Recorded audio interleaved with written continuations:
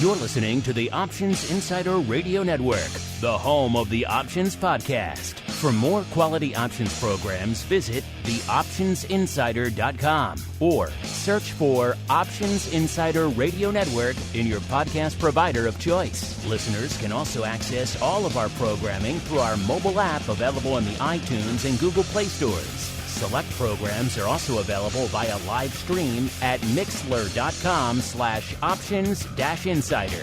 That's mixlr.com/options-insider. Don't forget to follow along with your favorite programs and submit your own questions for the hosts at twitter.com/options, stocktwits.com/options, facebook.com/theoptionsinsider, or via questions at theoptionsinsider.com.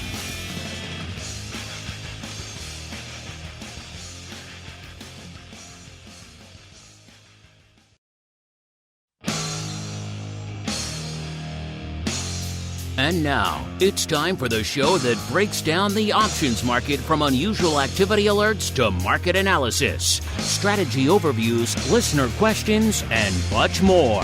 If it involves puts and calls, then our all-star panel will break it down. It's time to hit the Option Block with your host, Mark Longo from the Options Insider Media Group, and co-hosts, Uncle Mike TOSAW from St. Charles Wealth Management, along with Mark the Greasy Meatball Sebastian and Andrew the Rock Lobster GIOVINAZZI from OptionPit.com.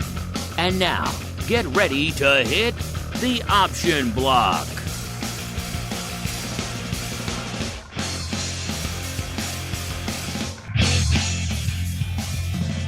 All right, everybody.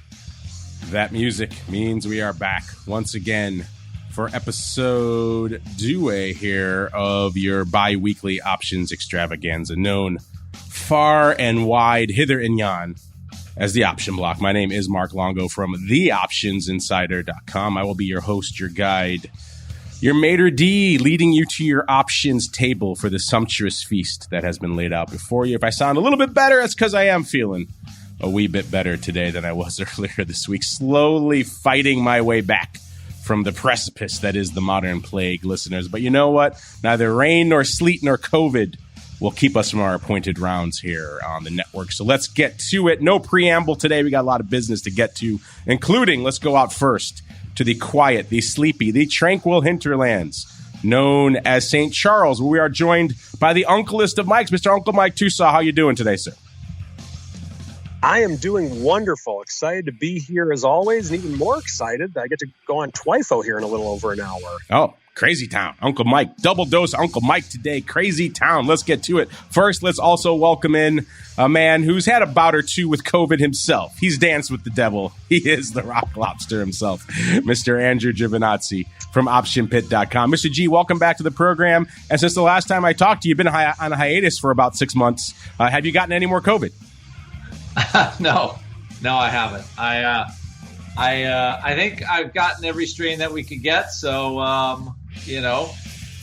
what can you do? You haven't gotten this fun new one though. It's fun. It's a doozy. I'll tell you what though. I'd say you're doing well. You didn't really. You didn't even miss work. You know, the producers here are savage. They don't care if I'm bleeding from the ears, dying. They don't care. They're like, you're going to crack a mic and you're going to talk, damn you. And so the listeners can get what they want. And doesn't matter. You can collapse after, but not during the show. You will survive long enough to do a show. That's all they care about. I'm just a pretty voice here on the network. I'm just the pretty voice here on the air. The producers cracking the whip here behind the scenes as we keep on rolling right on into the trading block. It's time to break down the latest topics, trades, and trends in the world of options. It's time for the Trading Block. All right, everybody, let's get to it. It is time to break down the trading block. And man, we got some trading on the screens. In particular, a lot of red. Last week was kind of mostly green until kind of the latter portion of the week. And now we are continuing that red trend into this week, including today. S&P off 1.5%. One of the rare days where most of the indices are kind of hanging out at similar percentage levels. The Dow is also a little bit north of 1.5%. And the NASDAQ's actually a bit of a laggard today, which is rare, only off about 1.3%. But they're all kind of within spitting distance of each other today, which means pretty much right across the board. We'll get to what's going on in all things small caps a little bit later today on This Week in Futures Options. All that red on the screen means our vol friends starting to inhale a little bit again, just a little bit. VIX, when we kicked off the show, was at a 27.65. That puts it up about 1 1/3 points from where it was on Monday's show. VVIX starting to get close to that 100 level again. Not quite there yet, but getting closer. 92.5 when we kicked off the show, up 4 points. VXX 2270, up about 0.4 of a point there for VXX. UVXY was at about 14 even when we commenced operations, up about 0.6 of a point. SVIX, so our inverse friend, 1060, down 0.4 of a point. UVIX 1610 when we kicked off the show, up about 0.8. And VolQ was at about 32.5, up about 1.5 points. Mr. Uncle Mike, I know you got a lot of things going on out there today, so we will toss it to the land of St. Charles first. What is lighting up your tape in today's downward action, sir? Well, what's interesting to me today is how we have both stocks and bonds down again. We're going back to that kind of the 2022 weirdness of where we actually have no inverseness or no inverse relationship or minimal inverse relationship between stocks and bonds. And so when we have the fears of Fed raising rates and inflation driving down bonds, and then we have fears of inflation and fears of driving up rates, driving down stocks, it's kind of interesting. And just the reason I say that is because the bonds have come down based upon the fact that there's the fear of rising interest rates. We haven't raised them that much yet, but the fear that they're going to, and I think that they will, that's what's driven down the bond prices the way with which they have. I mean, if you look at volatility in the bond world, I'm getting a lot of juice on that 10-year note. There's a lot to jump on that boat of the 10-year note if you're looking for premium. There's quite a bit out there right now. And so it's not because they've already raised rates. It's because people think that they're going to raise rates. And I agree. I think that they will. So that's one interesting thing that I'm seeing. And then the other thing, we're still kind of puttering around. Even though we're down 1.5% today, we're still in the high 3700s. We're around the 3750 or whatever it is range. We're kind of hanging around there. About 3 or 4 weeks ago, we were lower than this. We come up and now we're back down. Seems to be a theme, and we'll see if we can continue to go lower in the markets or this could be the bottom. But the one unique thing that I'm noticing, like I said, is that stocks and bonds are both down at the same time. Now, here's the concern that a lot of financial advisors have right now, and that is sequence of return risk. So in other words, let's say that in theory, you're taking distributions from your retirement account because you need those to live on. Well, if you're taking a distribution now, then traditionally, you could play the game as a financial advisor saying, yes, Mr. Client, take something out of bonds now because bonds have rallied. You can take profits on there and we can wait for stocks to come back or vice versa. But now everything is down. And so there's a couple ways with which you can work against that hopefully your financial advisor is working with you on that. 1 or 3 ways that I like to think of. Number 1, be conservative. So that way there's not a lot of swings in the money that you're taking out. Number 2, what you can actually do is actually work it, meaning some years you take profits on stocks, some years on bonds, but you can't do that right now. Or 3, perhaps maybe have something with an insurance product or something along those lines to where you're not taking away profits, you're not selling at a loss when you need time for it to come back. There's a lot going on with that, and I'm actually a very big fan of making sure you have a plan of how you take your distributions, because there's a lot of people out there right now where everything is down and it's a problem. So hopefully you had a plan for how you're taking your distributions before you actually take them. Because if you're selling the market now and you're counting on the market to come back in 10 years, there's nothing to come back because you already sold some of your stocks. And that can have a ripple effect that can be very damaging. So make sure you plan accordingly with that, folks. And that's what I'm seeing in the markets. Uncle Mike, if you're concerned about that sequence of returns, I'm hearing really good things about Bitcoin right now. Maybe you might want to check that out. In fact, I have a new website you might want to check out, bitcoinsreallyawesome.com. You should maybe check it out. I think it's pretty cool. Maybe I should buy that website too and work it as like a straddle. I'll offer it to you right now. $2 million, it's yours. The low friend of the show rate. We'll have to negotiate that, but I'm in. All right. Oh, there you go. He's in. You heard it, listeners. He has committed to pay $2 million for BitcoinIsReallyAwesome.com. Right. There you go. Now allow me to go. I have to go procure it. Excuse me while I'm gone for a little bit here on the show. Meanwhile, while I'm going to procure BitcoinIsReallyAwesome.com, the Rock Lobster will regale us with what is lighting up his tape out there today, sir. Well, I think the big subject is, I will say, chip stocks. And I don't mean like NVIDIA or even AMD. I mean just like the old school, like Taiwan Semiconductor, good earnings, very good earnings, actually. The stock is down $60 from the highs, like most technology stocks, is finding some green today. Qualcomm is up also on those good feelings. So I look at those and I'm like, hey, there's something. What I don't get is just the total destruction of the oil stocks with oil prices so high. So it feels like there's this tendency of the market to get way ahead. And right now, like everybody that jumped into oil stocks seems to be getting out, or they need to get out because they need to sell them to make money somewhere else. It's just a whole big mess. So we're going to have, probably after this earnings cycle, the oil companies will be, trading at a value level because, they're probably selling all the oil they can produce right now. So also, you're not seeing any pivot, I think, from the administration on domestic oil production. So they'll buy oil from everybody else. We just don't want to drill it here, I think, is the thing. And the domestic producers, even looking at XOP, was as high as 170 this year. It's down to 110. So you're like, okay, everybody thought that it had to be done. Clearly, it does not have to be done. So there's some weirdness going on with the oil stocks, considering where they were and where they are now. So, maybe they got ahead. Everybody was thinking this Russian thing would be, be really tough for oil supplies, but it's materialized to some degree, but not to a huge degree, I have to say. I mean, oil prices are definitely higher.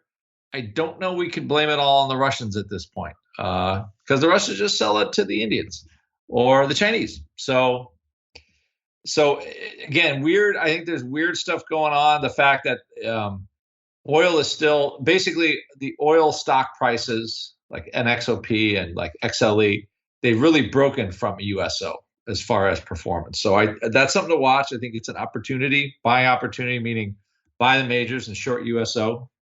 That's a trademark, and I just put on in our Nitro Trader product option pit. So that's an interesting option trade, I think. And the second thing is just like the more low multiple chip makers like Qualcomm, TSM, Intel, all kinds of stuff like that. And to get around Mr. TOSAW's problem, right? You buy stocks that pay like 3-4% dividends. So you don't have to worry about taking profits on those. I mean, you're looking at dividend yields on equities now that are pretty insane. So those are the things that I'm buying right now, because I think growth feels like it's kind of, for a while. I don't think we're going to see a lot out of growth. But the divvies pay the bills. So in a year where you might not see a whole lot out of equities, dividends all of a sudden start to look pretty good. So that's where I am looking currently. And I don't see a reason to change that anytime soon. Can I interest you in BitcoinIsReallyAwesome.com for the low price of maybe $2.5 million? Maybe you want to outbid your compatriot there. I'm open to bidding wars. Just throw some numbers at me. I love the Bitcoin thing, but I don't even know where is it right now. Because actually, I've had my students. One of my students has been just doing 1x2 put spreads in BITO, BITO. Oh yeah, that's a fun one these days. Weird day. It's a weird day, and market's down and Bitcoin's up. We haven't seen this in quite some time. Yeah, like up 3%, but I just think that the writing is on the wall for Bitcoin in general. Because, and people that ran up with it, right? They're like, okay, I own it and we're making a bunch of money on it. And now they're not. And okay, what do I get for it? What do I have? What's like, and maybe some reality will creep in to the system. And the last thing I will say is, okay, we were down 2% in SPX this morning. And we bounced once again, like that 3,700 area. So like my view here is, unless we have new news that's terrible, 3,700 seems like it's kind of a low area. We might get a little lower, but okay, like we're baking it. Oh, this recession is going to be horrible. The Fed's going to screw up. All this kind of stuff. So, but I think no matter what, rates had to go up because they needed to go up. If anything, to get the government to stop spending $1 trillion a year on basically nothing. So I'm hoping that it works out properly the way it should. So you put rates up, make housing a little more expensive, and start to tamp a little bit of this demand down that causes inflation, and we'll see what happens. But one thing too is you still have 2 jobs open for every 1 person trying to find a job currently. Now, I'm sure that's going to slow down, but that's better than some of the other recessions we've had in the past, where the recession comes because, businesses really, curtail, throw people out of work and stuff. So, and nobody wants that to happen, but, that's what we have. I mean, that's the market we have. So anyway, that's what I see. And, your VIX at a 27, this has come under a lot of discussion with my students, but, vol is just fair here. VIX is 27's fair. Everybody's like, vol should be going up and up and up. It doesn't need to go up because the skew is already adjusted. It's already there to assume vol gets higher as we go down. So just the fact that SPX goes down means at the money volatility rises. So the actual vol per strike, the stickiness of the vol per strike doesn't need to move in order for VIX to rise.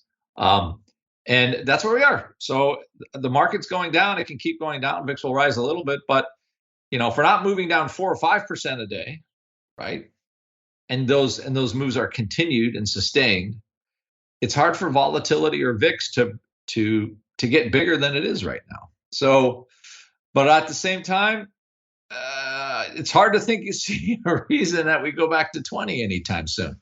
And I have a good stat for you, and I wish Russell was here. Very interesting stat. So 60-day volatility in the SPX. Guess how much it is right now? We've been whipping around quite a bit. Oh, I'm sorry. Realized vol. 60-day realized yes, vol. Yes, I meant. Simply like 60-day historical. You do realize I still am coming off my COVID-addled brain. You're right. I'm gonna be fun. I'm gonna say like a 42. Okay. So it's 29%. I was trying to get you excited. I was trying to get you like some high numbers. Now, like we've exhibited a bazillion, technically literally a bazillion vol over the last 60 days. I think is a technical number. Exactly. It is. It feels like a bazillion. However, only 2 times it was higher. One, when we all thought we were going to die in the COVID era, right? In that basically that 2-week period, that a 6-week period in March and April, and then the Euro crisis. So that's the only other time 60-day vol has been this sustained. Not even during like Volmageddon, we had that nice. Nope. No, wow, okay. We have not had this kind of sustained volatility before. So it is. So just for the listeners, this is definitely real. Like you have a real sell-off. You have real uncertainty, illiquidity, and all of the big S&P 500 names. So you cannot discount what's going on. So it's real. Is an opportunity, buying opportunity? I don't know. I think it's a great buying opportunity for a lot of really good dividend paying stocks. So the yields now are like somewhere between 4 to 5% on some stocks that I like. So I'm starting to add, because this is what once the stocks get here, I go, okay, I'm going to add a little bit, just every week, just buy a little, until I've kind of had my fill for this level, and then go on and then see what happens. So I think we're kind of, we're sort of there now. Will the Fed kind of mess this up? I don't know. I think they're trying to get rates higher. I think they're just getting rates back to 2007 level, 2006 level. Not terrible. If you make houses more expensive or whatever, I don't think that's a terrible thing given what's going on with the inflation picture we have. So our and right now, again, there's no change in administration policy that I can see that will help alleviate all of these problems. So I think the inflation is going to stay with us for a little while, and we're going to have higher rates, and things are going to slow down. And at least for right now, that slowdown for the market is around 3,700 SPX. Could it get lower? Certainly, but I think we need another shoe to drop to hit a lower level. Let's see how many shoes are dropping out there today, sir. Let's go out first to the major indices. Let's start in the vol products. Let's go out to VIX, listeners. And you know what? A day where we kind of threaten 3,700, then bounce off of it, that's usually a recipe for a decent amount of volume. That's pretty much what we're seeing out there right now. Already on the tape in VIX, listeners, 631,000 contracts. That's nothing to sneeze at out there, listeners. So VIX putting up some numbers out there. ADV only 479,000. It's actually dropped since our show on Monday. So we are obviously well beyond that now, listeners. And then getting out there to SPY already north of 4 million, 4.05 million. The ADV 7.12. So the SPY ADV looking robust these days. The S. When's the last time we said the S was at 1.5 million contracts already by this time in the show? It's there today, listeners. It's one of those days. There's numbers flying fast and furious here. The ADV for the S now is 2.25. So it looks like the S is going to hit that pretty easily today. IWM, 570,000 contracts on the tape. The ADV is 801,000. So seems like there's some action on the tape in small caps. We'll get to that more a little bit later. On TWIFO and the Qs, 1.5 million contracts right now. The ADV, 2.5 million. So it's a weird day when the S and the Qs have both put up about exactly the same amount of contracts. That's, the S is on fire when it's keeping up with the Qs. In terms of single names, it's a decently active day as well. It's not blowing the doors off, but it's not 120 either. Today, it's actually 210. We have a tie for the number 10 spot. Two names at 210,000 contracts. Number 10, it's Baba. And then number 9 or /10 is also Microsoft right there. Both 210,000 contracts. By the way, we have a comment in the chat here about have you guys been watching GOEV /GOEV? It's funny you mentioned that because that actually is number 11, right outside our top 10 today. It is GOEV, a.k.a. Canoe Inc. This is an American automotive, easy for me to say, a COVID tongue still, listeners. American automotive startup based in Bentonville, Arkansas. They develop, manufacture electric vehicles and plan to sell a lifestyle vehicle in the year 2022. So I guess that means they're not making a truck. That's what a lifestyle vehicle is. They also plan to produce vans for vehicle rental and ride sharing. This is not a name I'm super familiar with, Canoe, but they're trading $4.50, up 96 cents or 27% today. So I'm guessing this is the name perhaps we should all become familiar with. Walmart put a key order in with Canoe. That looks like that's what's popping the stock out there. So in a day when everything else is selling off like mad, you got a little bit of the old meme stock fervor kicking in here again with Canoe, up 27% in a day on a stock that was just below $4 not too long ago. So there's a little bit of the old meme stock love there, even though it is number 11 today, technically outside our top 10. So that sounds like one we're probably going to be hearing about more, as it looks like Amazon and Walmart may be jostling for some orders out there. Number 8, speaking of memes, AMC, 242,000 contracts on the tape for the king of the memes these days. AMC trading $15.30, up about 16 cents or about 1% today. Again, good for 242,000 contracts. And the number 8 spot on our countdown, number 7, Bank of America. Let's see, 248,000 for them. We are kind of getting back in it to the financials. We'll get to some of those in a second. Number 6, the artist formerly known as Facebook, 253,000 contracts.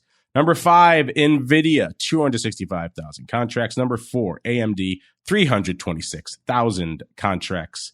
Number 3, the Amazonians have kind of had a death grip on 3 and above ever since their reverse split. Today, it's number 3, 535,000 contracts. Number 2, it's Tesla, 763,000 contracts. And number 1, the big dog holding down its throne yet again, it's the fruit company with 1.08 million contracts on the tape. Let's see what Apple's up to. Apple bucking the trend today, actually up again as well, up 1 3/4, or about 1.2% on the day. So they were selling off to 143.5 earlier this morning. They have since rallied to 147.31.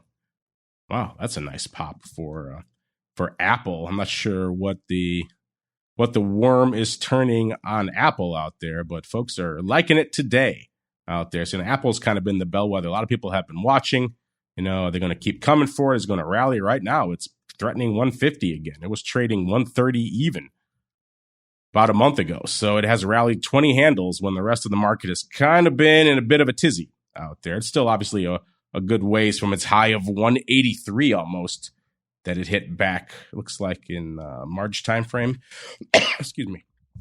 But intriguing stuff. Apple bucking the trend out there today. Speaking of the trend is back, listeners. If you've been waiting with bated breath for the return of the official earnings season, it is now officially upon us, listeners. So buckle in. It's going to be a fun ride. Tuesday, we had PepsiCo. Wednesday, we had Delta Airlines. And today, it really gets official, listeners, when the financials start popping off. And that's exactly what we had today. We had JP Morgan Chase and Morgan Stanley. Tomorrow, Wells Fargo, PNC, Citi, Progressive, U.S. Bancorp, and BlackRock. And luckily for you, right before showtime, we have hot off the presses from our friends over there at Oratz, the latest earnings move results, earnings season, and earnings trades reports for your reading and trading pleasure. This morning, we had JP Morgan right before the bell. They were nearly 112 going into their announcement. They were pricing in 3.5%. They delivered 4.3% to the dark side. They were at about 107 even pretty much when we ran this report. Let's see where they're hanging out right now, listeners. 107.32. So they've gained a little bit back. So they're closing in with pretty much being about in line with their straddle right now. But there we go. Let's go to Morgan Stanley as well. They were this morning before the bell. $75 is where they were trading.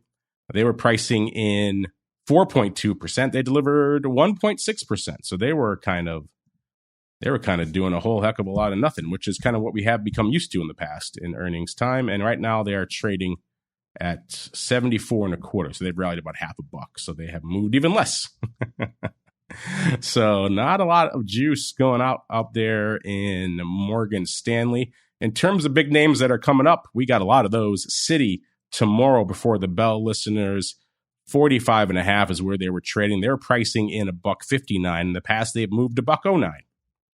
So 50 cents exactly worth of extra juice. Bank of America, the 18th before the bell, 30.84 is where they were trading. They're pricing in $1.39. In the past, they've moved 85 cents. So substantially more vol going into Bank of America. Ally, our friends over there on OPR, Brian and Company. They're on the 19th before the bell. 33.64 is where they were trading. They're pricing in $1.96. In the past, they've moved to $1.38. So about 60 cents worth of extra juice out there. We've got J&J coming up on the 19th as well before the bell. 175.5 is where they were trading. They're pricing in 385. In the past, they've moved about 370. So not a heck of a lot of extra juice going on there. Let's go out to next week. Let's go out to a name a few of you may have heard of called Tesla. They're the 20th after the bell. They were trading $7.11 and change as of this report. They were pricing in $52.85. In the past, they've moved $45.92. So yeah, a decent amount of extra juice, but it's Tesla, so you can always usually expect some extra juice in Tesla out there. Again, we got all these hot new earnings move results. And indeed, the earnings season report, listeners, it has commenced. We have a whopping 3 names reporting so far. Mr. Rock Lobster, I'll give you a chance to guess. Where do you think the earnings season is stacking up right now in terms of percent. 100% is obviously everything is moved in line with their straddle. 200% is we've doubled the straddle. 50% is our straddles have been cut in half. Where do you think, with the first three names of the season, where are we stacking up right now, sir? I'm going to say on a percentage base. So I get 50, 100, or 200 of my choices. You can be anywhere. You could be 36% if you feel like. I think we're probably performing at 75% of the straddle. That's not a bad guess. It's actually almost exactly double that, 150%.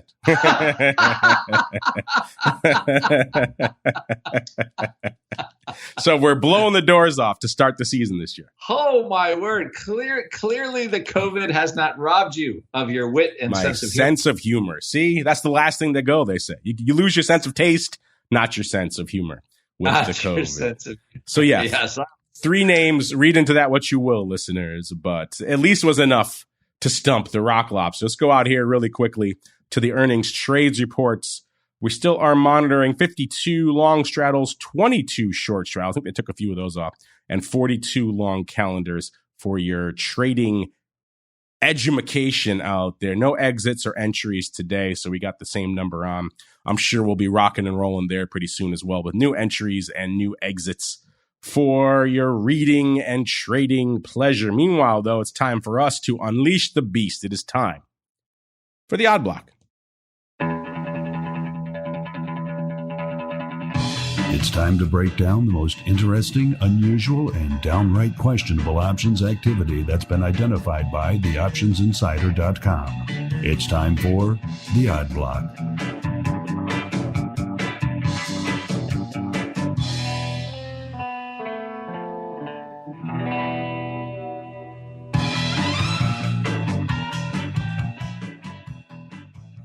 All right. Thank God for my mute button, listeners. You don't hear the coughing fits that go on during the transitions. But I'm back to my usual sense here, even if my head is ringing a little bit, as we get on into Mr. Rock Lobster. Are you ready to dance? We've got your first name here, your favorite name. I do believe of all the tickers we've ever talked about, this is your favorite. This is, of course, Telefonakti Bolage LM Ericsson ADR Class B. Are you ready, sir?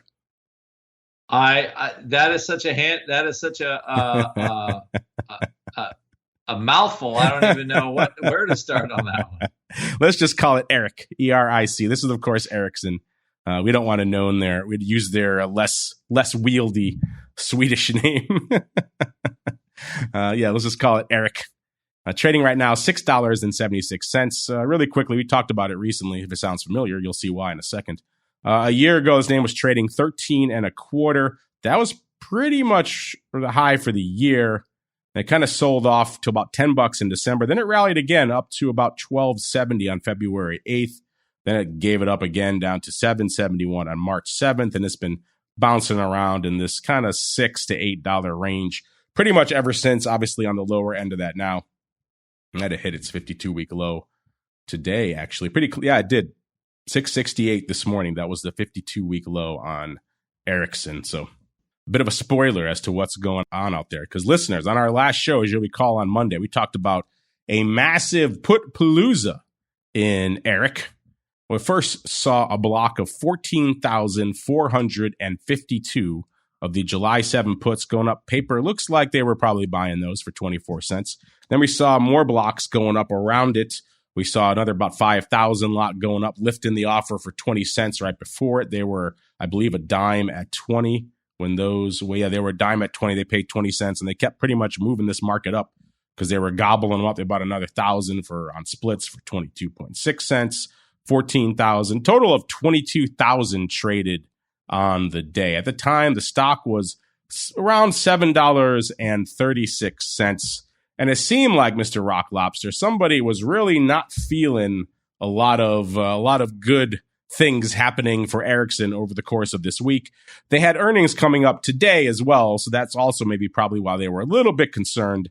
And it seems like Mr. Rock Lobster, that spookage was merited because, as I mentioned, they hit their 52-week low of $6.68 this morning. So these 7 puts, the stock right now is about 677, so it has rebounded a little bit, but 677, it's pretty much right at that break-even level for these puts. In fact, they've been trading pretty hot and heavy for 25 cents today, which is right around break even for these puts out here. So Mr. Rock Lobster, somebody scooped up a bunch, about 22,000 of these July 7 puts earlier in the week.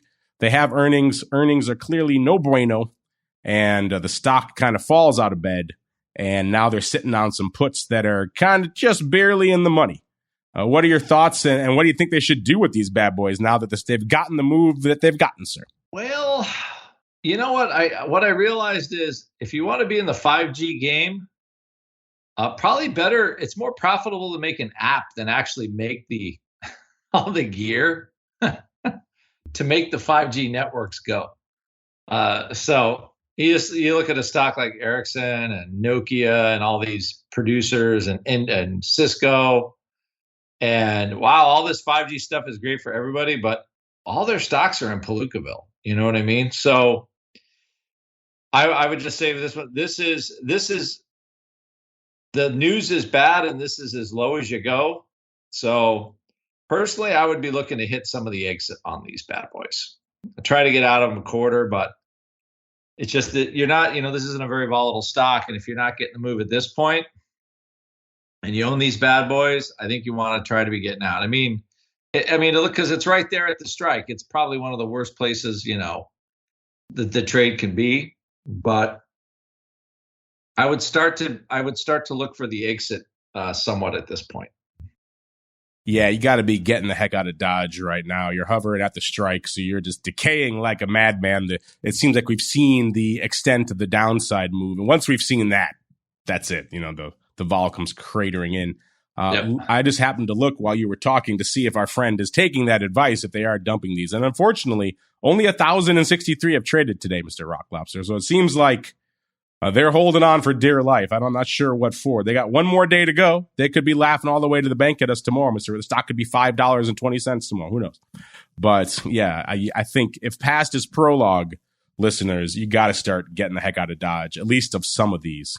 When you have the move you were paid for, and maybe not quite to the extent that you wanted, but you got something. That's it. That's pretty much looks like that's what you're going to get. And you only got 24 hours left. The clock is ticking. You're hanging out near at the money. So your options are decaying at a near exponential rate now. You got to get the heck out of Dodge and get while the getting is good. The getting would have been even better 20 odd cents ago, but c'est la vie.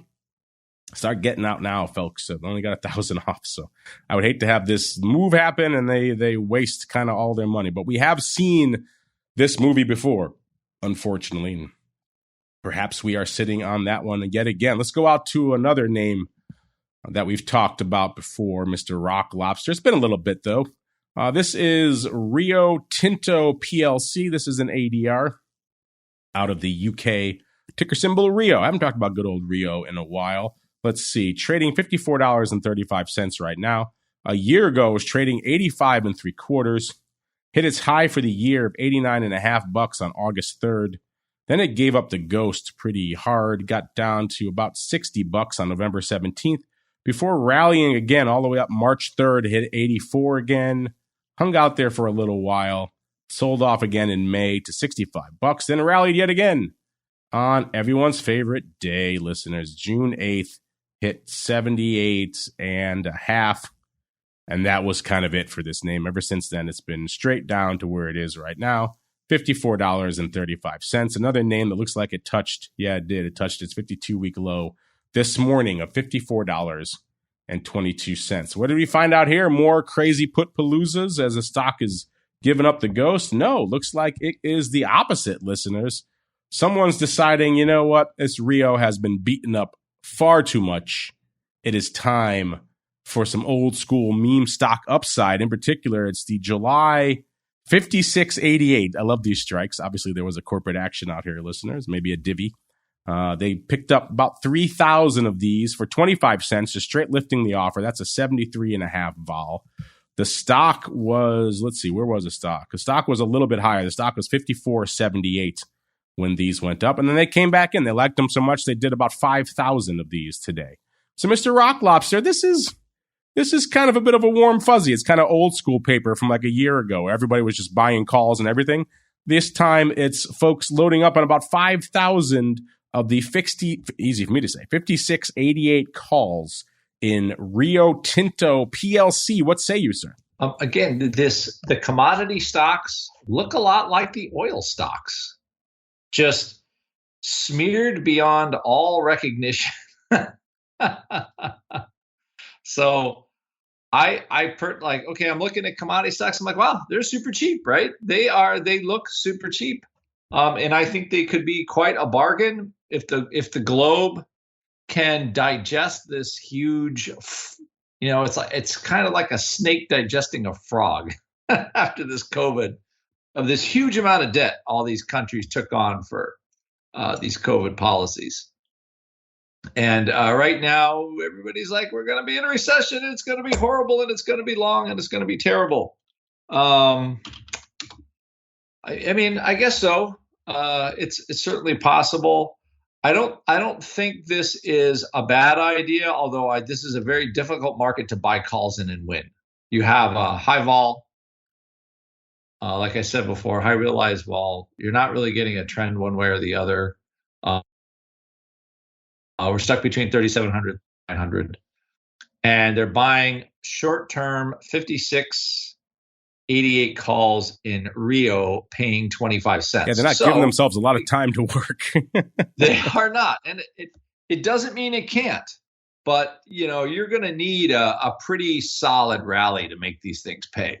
A bounce-a-rama, as it were, up to 38, 3,900, or some sort of snapback. I mean, I don't see it with the commodities yet. I think, again, if you want long-term dividend-paying stocks, probably worth dipping your toe in the water, which I'm doing currently on a few of the stocks that I follow, because they're down 50% from their highs, and commodity prices are still pretty expensive. They're not as high as they were, but they're still pretty expensive.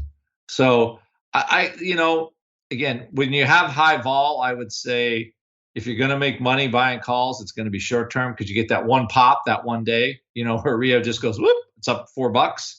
And they'll get out of these calls for maybe $1.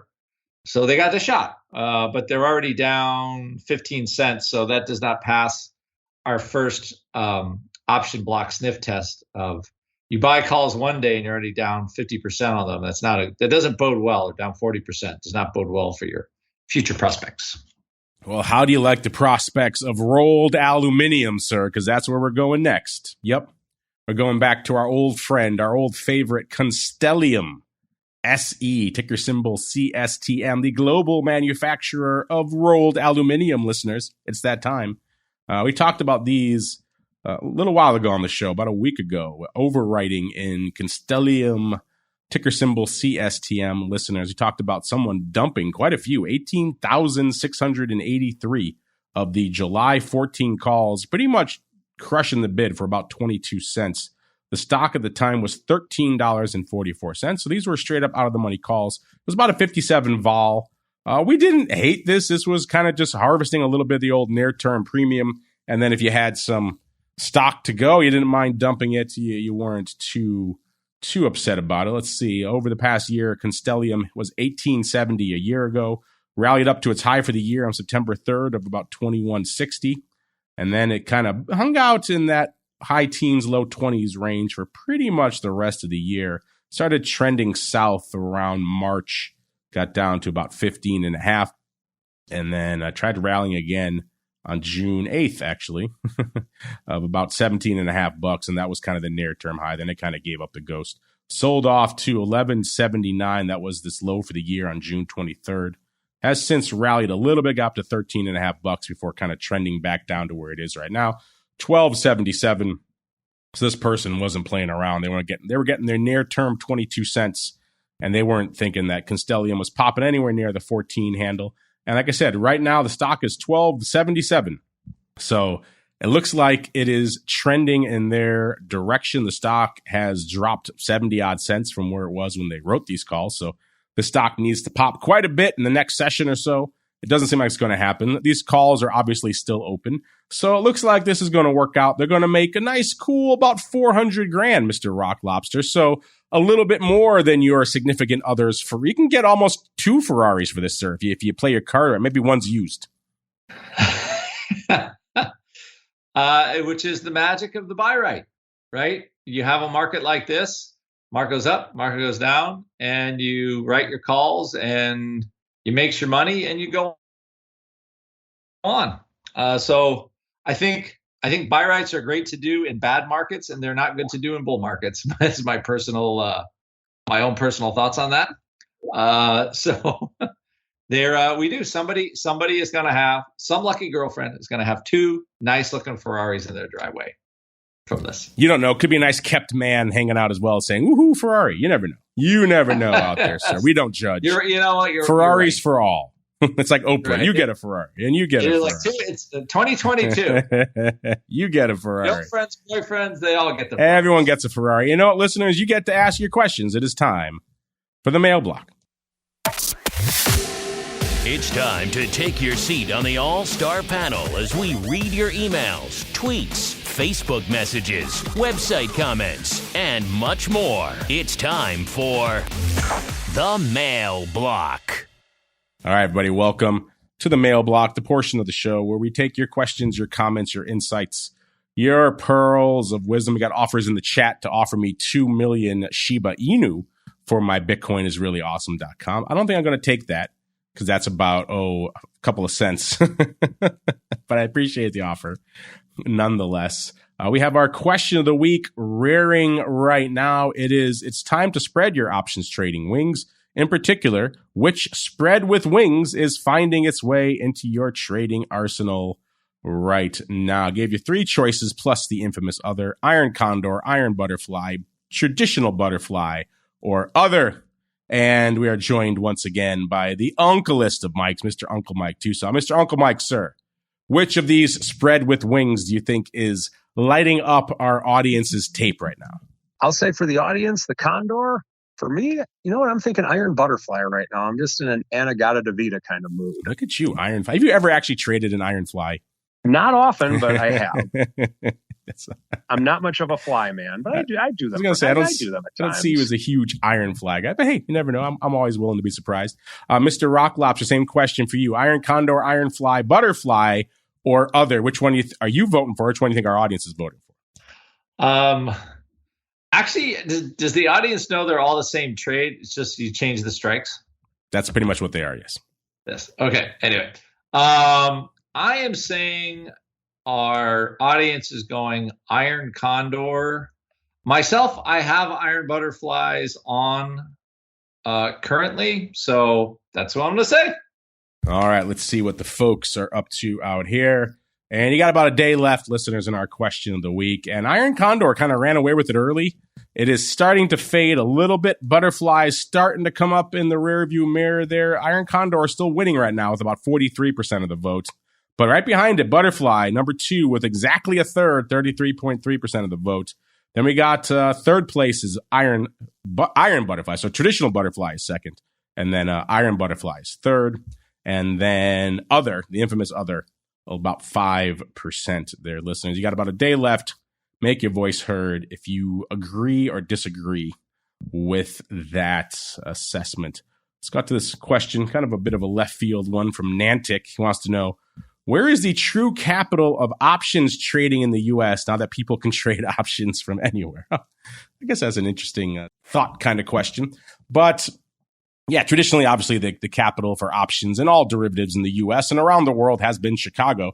There's a reason for that. We have, obviously, listed options were kind of created in Chicago with the Chicago Board Options Exchange. We also have 3 massive derivatives exchanges, the Board of Trade, CME, and, of course, the CBOE.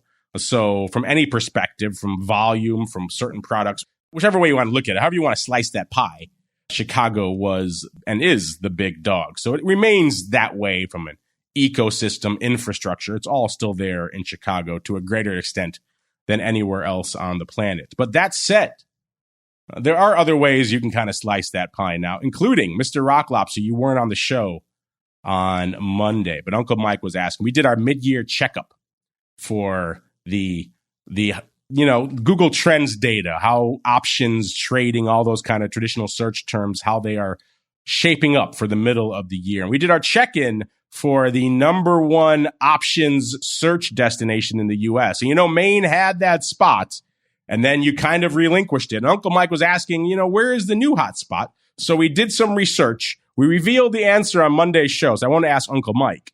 But Mr. Rock Lobster, if you had to guess, where is the number one options trading mecca, at least from a Google Trends perspective, sir? Where do you think it is? Options trading mecca. I'm going to go Texas. Interesting. Uncle Mike, you want to set him straight with the answer? Do you remember what it was? The Rainbow State, yes. Hawaii. Yes, Hawaii is the number one. It's only got like 8 people. Exactly. So one of them was obviously searching for options, and per capita they blew the doors off. So there you go. And they're winning. 1 in 8 people in Hawaii are searching for options right now. That's quite something. So there you go. Anything you want to add here for Nantic? He wants to know, what is the true capital of options trading in the U.S. now that people can trade options from anywhere? Clearly, it is Hawaii, sir.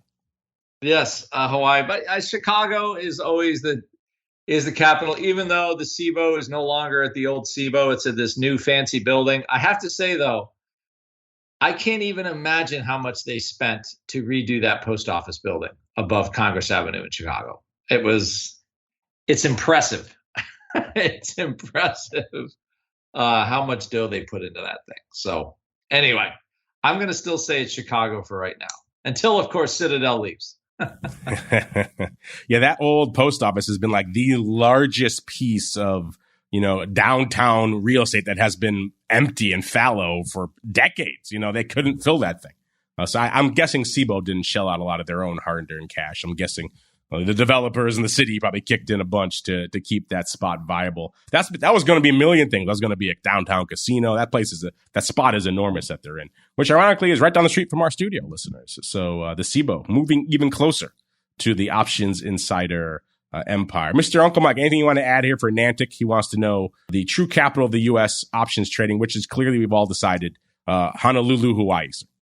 Well, I've always said Chicago's the home of the Bulls and the Bears, and I'm not talking about the sports teams. You're talking about the women's NBA team and maybe some minor league baseball. Is that what you're talking about?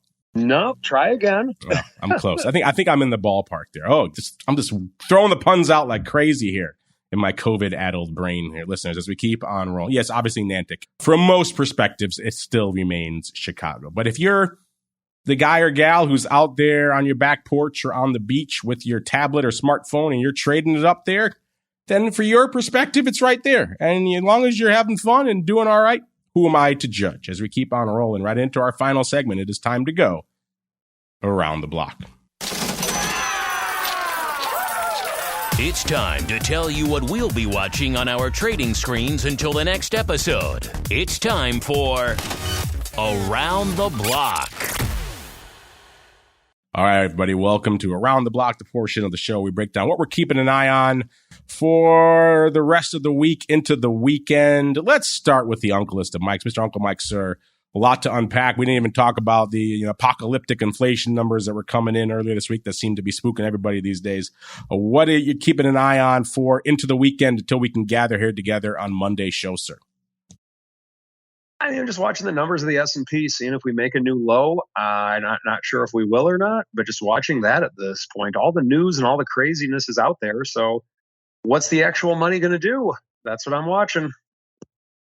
Never say all the craziness is out there, sir, because there's always more craziness to come. We've never seen all the crazy. We've learned nothing over the last couple of years, is that there's always more crazy in the back pocket somewhere. So be careful. Be careful what you unleash upon the world, sir. Let's go out to the rockingest of lobsters. Mr. Rock Lobster, sir, what are you keeping an eye on as we head into the weekend, sir?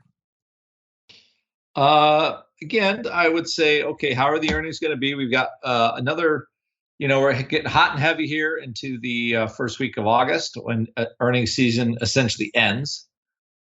So I'm looking at that. I think the big banks kind of set the tone. They're putting a lot of reserves away because they're like, hey, everybody's saying recession, so we're going to reserve a bunch of capital and batten down the hatches. And I'm looking at how oil reacts I'm looking at how VIX reacts. Again, VIX is only a very small move today, but not surprising since we had no sustained drop in the S&P 500. And so again, the more that news comes out in general, the less is uncertain, and vol generally drops a little bit. But 60-day vol is 29 in the SPX. So, I see short-term vol has come down a bunch. So maybe we'll see more vol coming in. But at least for right now, I think our movie is 3,700, 3,900 until the Fed speaks its piece. Again, raising rates, I'm going to guess probably 75 or 100 basis points come July 25th.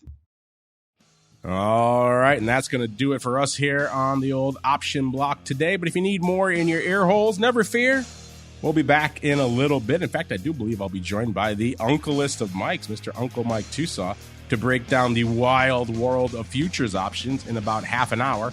But before we do that, or perhaps if they're not going to have a chance to listen to TWIFO this week and they Uncle Mike and they want to get a little bit of Uncle Mike in their lives anyhow, where should they go? What should they do? Check out my YouTube channels. Go to YouTube, type in St. Charles Wealth Management. I try to put out a lot of videos. Feel free to visit my website, stcharleswealth.com, or follow me on Twitter at Mike TOSAW, TOSAW. And Mr. Rock Lobster, same question for you, sir. Folks want to get access to all that option pit, easy for me to say, option pit goodness. Where should they go? What should they do? Yes, go to optionpit.com. We'll call 888-TRADE-01 for Ted, although he is out this week. He'll be back next week. And ask for all the courses that Andrew does, and just become one of our pro members. Get everything Option Pit has, and so you're kind of a live, immersive environment for trading options. And that is it. And again, if you say heard it on the Option Pit show, the option block, you get 10% off as long as you say that Andrew G is the most handsome man in options. And there we go. Poor Ted. Man just gets lied to constantly. Lie to him for yourself at optionpit.com. On behalf of the Rock Lobster and the uncleist of Mikes, and indeed myself, I want to thank all of you out there for downloading, streaming, subscribing, for giving us a listen today, spending some of your time with us today. Back again in a little bit for TWIFO. If you're one of our many on-demand listeners, hit next on your device of choice. If you're listening live, we'll be back in a little bit.